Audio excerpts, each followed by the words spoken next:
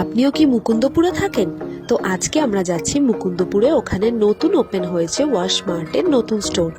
এখানে laundry, dry cleaning, sofa cleaning, shoe cleaning, cotton cleaning হয়।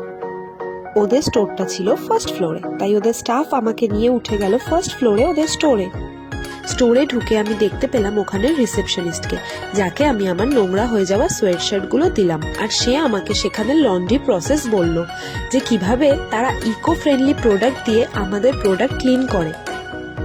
প্রথমে আমাদের প্রোডাক্টগুলো মেশিনে ঢুকিয়ে ক্লিন করতে দিয়ে দেওয়া হলো।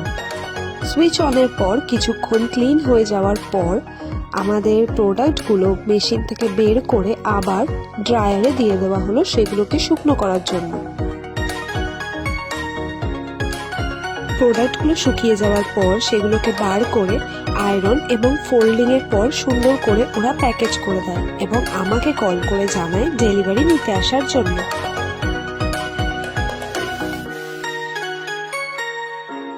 আমি গিয়ে আমার প্রোডাক্টের ডেলিভারি নিই এবং ওরা আমাকে প্রোভাইড করে ওখানকার লিফলেট আর ভিজিটিং কার্ড, তার সাথে একটা কিচেন।